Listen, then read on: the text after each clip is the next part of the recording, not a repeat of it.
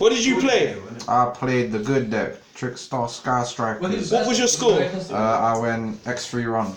X3-1. Yeah, 103rd. So I got the mat and the sleeves. What place I did played Jailbait. you came? What place? 103rd, like I just said, bro. 103rd. Okay, now start your deck profile, Mr. 103rd, who beat me in the standings. Yeah, I did the best for Play Nation lot. So I'm pretty sure I don't have to explain a lot of this because Trickstar Sky Striker is very standard. So standard 7 Trickstar monsters. Let me zoom in real quick. Yeah, can you see? Yeah. Okay. People do play 2 of this, but the third one came up a lot, so I stuck with the third one. I either opened the Lily Bow or I banished it off Desire, so Plus, you know that's a thing. Impermanence was ruled that it doesn't follow candy. Yeah, that was. Impermanence is The rulings today really favoured us. Hand traps only played 5 because this guy right here wanted the 3rd Ash. No. We discussed this. I know. Whenever we test 3 Ash, especially the Cadre collection ones, we always open 2. But I only saw Ash, I think, 4 times, 5 times in the whole tournament. Just me. But yeah, draw was godly as your is. It's the best hand trap in the format, so it's gonna be. I only draw reincarnation 4 times though. You should try it. Yeah, that's it for monsters. Fairly standard Trickstar line. Also, it's not as good as spells start with the Sky Striker engine. 2 engage because I'm 2 portal for the 3rd one. Obviously, you do play the 3rd one.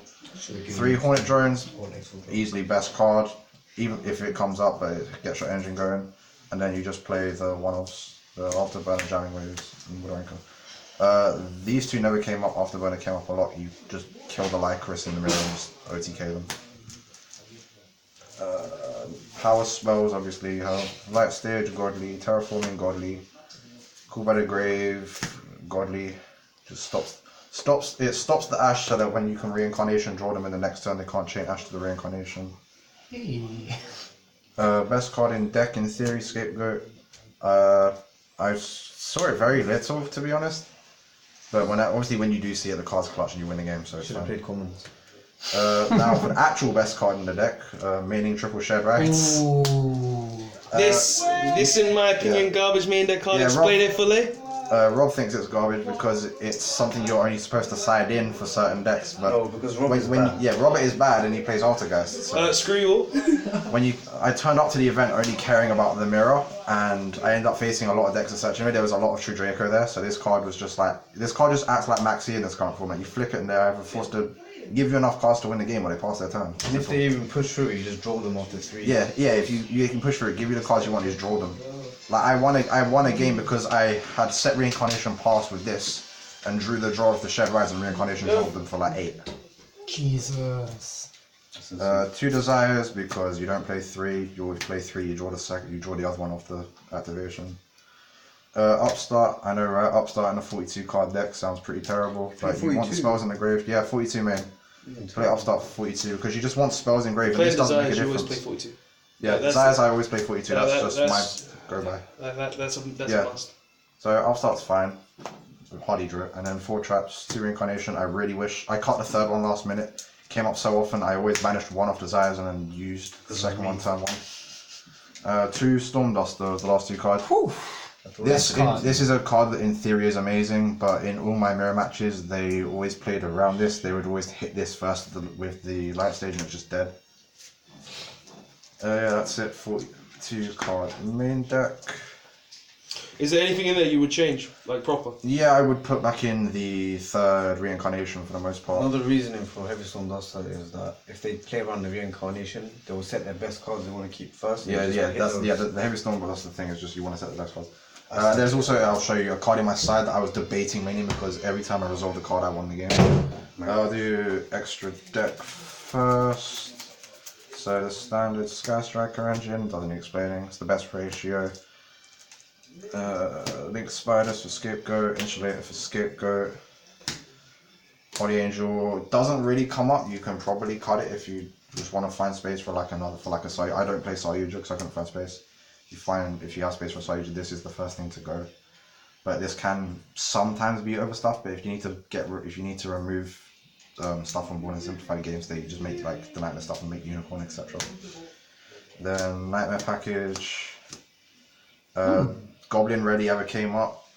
Like Goblin to me is a card where it creates a loop, but 9 times out of But 10, they if before I summon the goblin, I've already won that game because I've got so much advantage from these. Did the loop ever come up? The loop came up, I think, twice. It was okay. This was the best card because so many times I just made this and they couldn't kill it, and I would draw 2 for turn and just get too much advantage. Plus, if they're playing Waking, they can't. Yeah, I didn't. Waking wasn't a problem today. No one played that. Or light stage. Trickstar, I think I summoned it once the entire tournament, and it was just to free up zones because I had double engage in hand. So that was the only time. I never used the effective mana shit. Firewall didn't summon in the entire event because it never came up. I couldn't Lily Bow loop because I rarely ever saw the Lily Bow, and it was just in a like every time I saw the Lily Bow, it was in a scenario where crashing to try and do the Firewall loop would have killed me faster than I would have killed them, so it was pointless. Borrowload came up, you know, in the mirror match. You steal their Borrowload, you make Borrowload, steal their Borrowload, and attack for game. That's always fun. And then the one Reaper target I played in main to have space on the side was Isolde. Yeah, that never came up either. And also, you can technically make it if you brick, and other guys play Rivalry, so it's a monster you can make, I guess. So that doesn't come up. If there's any changes I want to make to extra, I definitely want to find space for a Sayuja, because when you do your first, if you open Sky Striker card, you do your first combo, you feel like you don't get value out of your second Hornet drones because that's normally how you make the Sayuja. So I make the second Hornet drones and I just look at my field, I'm like, what's the point? It's just there as a body. If you're playing this game to make bodies, you're playing the game wrong. You need to be using all your cards to make advantage, obviously. You want to draw into your. Yeah, you need to draw into your tech cards, your hand traps, so on and so forth. So yeah, definitely play a Sayuja if you can. Maybe cut this if you have space on the side. Or the Holly Angel. My side is always a bit weird because I always go back and forth on side, and I can't afford impermanences or evenly matched because I am a broke boy. When you side an impermanence, what? And just in general, man, like I can't find impermanences in here, but yes, you know, like evenlies. So hand traps, 3 Reaper, never came up except for like, I only sided it once the entire tournament against Goki Nightmare, and it was the 6th card, so you know, it feels bad, man. Oh, They made the extra Nick more than it was the 6th card, so oh well. 3 Sphere Mode, didn't side in the entire tournament because I didn't. Well, actually, no, yeah, sided in the Goki matchup and never drew it, so it was. Getting cut. Yeah, definitely getting cut. Agreed. People understand it gets cut, but you don't need it. If you need to, you can. Like the normal summon is really important for you instead. You need some normal summon to get going. 2 mind control. This came in every game, regardless of who it was. would you play Kaijus instead? Would I play Kaijus instead? I would definitely debate Kaijus, but you can probably swap this. Like if you have it, like if I can afford evenlies, this goes for 3 evenlies. Okay. Alright. Yeah, 2 mind control went in every Budget game. man's evenly. Yeah, but you never use it. Yeah. This card is godly. For some reason, a lot of people were surprised by it. Like, even like so many times, it was just like I use even in game 3. If I don't like the matchup, I'll keep this in, just to like if I draw enough advantage and they try to create a problematic scenario, just take this and go for game, or take it and link it away.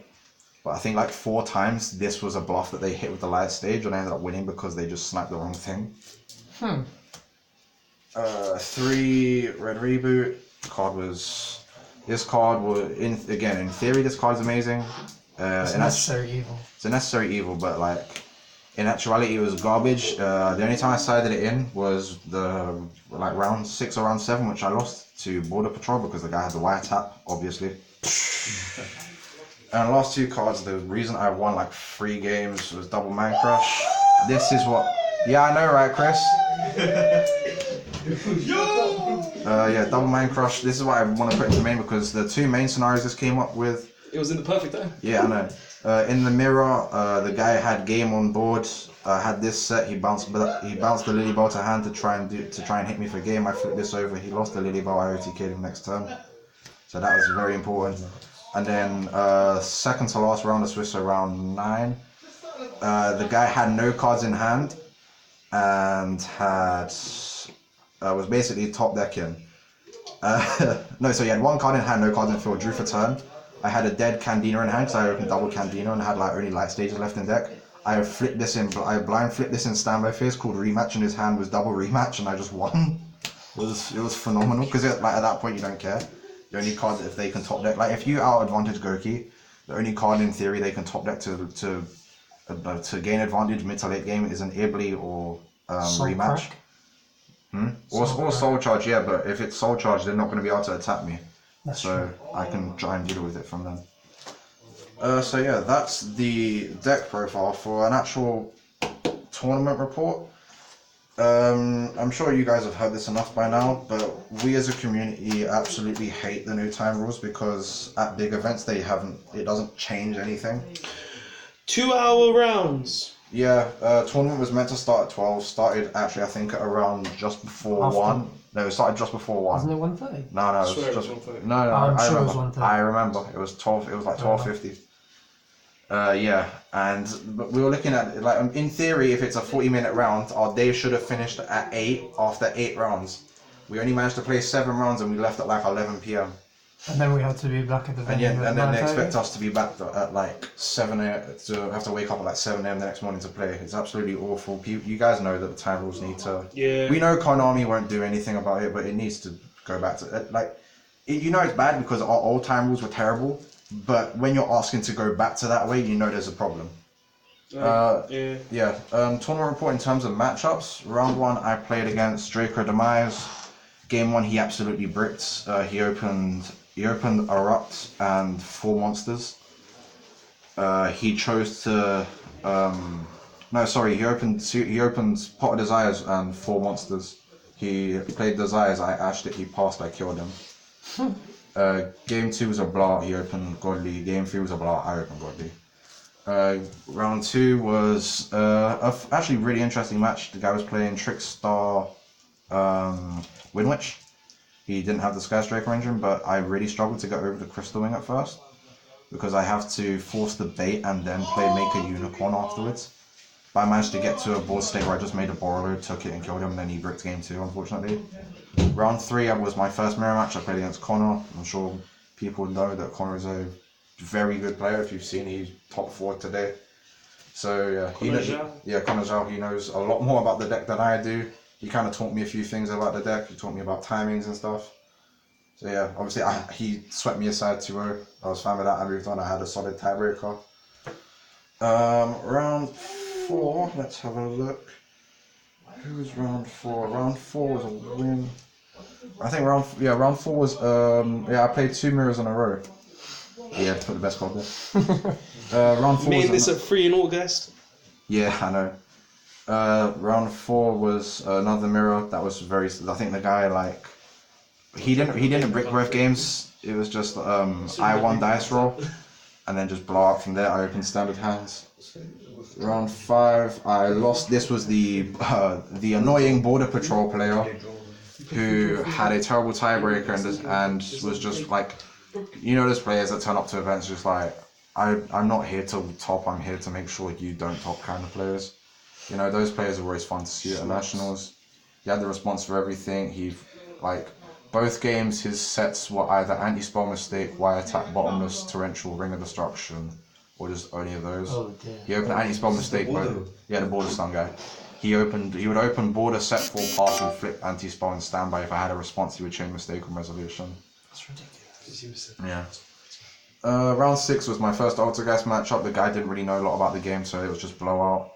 He kept trying to recycle Konkiri and forgetting that I had a Lycris on field and would keep bouncing his own cards to hand and burning himself to death. Round 7 was last day of round 1. Was the first time I played Goki Nightmare. I've had very little chance to test that because I don't have a way of testing online, so I knew very little about the deck. But I know if I'm playing that deck and I open double draw shared rides, I'm winning that game. And then game 3, he won game 2, he made the extra inning. Game 3 was when I shared rides into a reincarnation draw.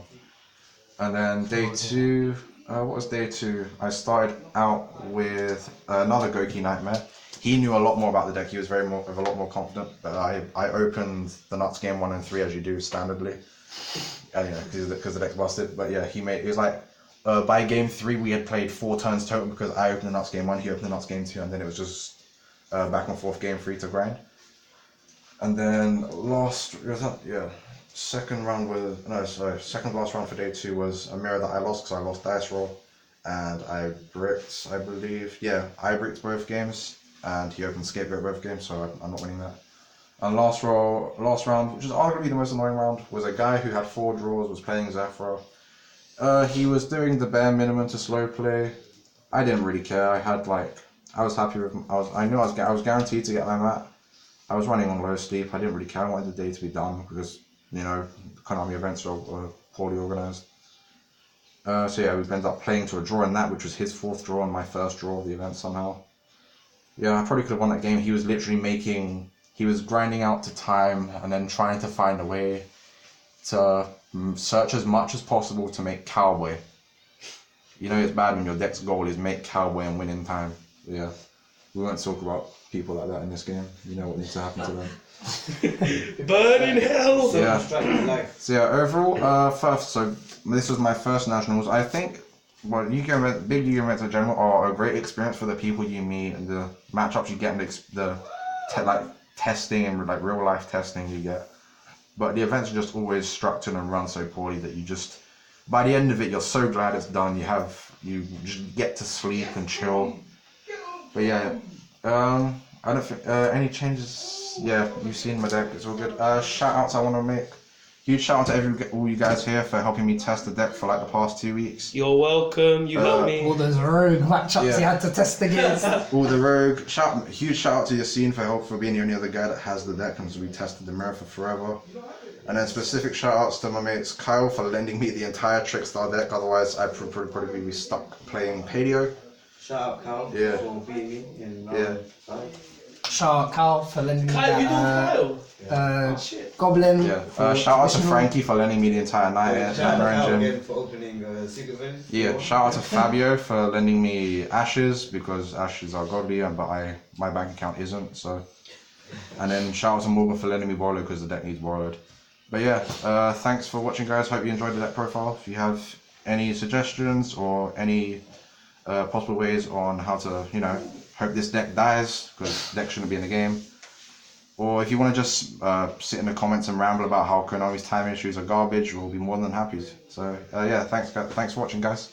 Thanks for watching. You'll see this guy next, the Play Nation team guy next Yeah. time. Later, guys.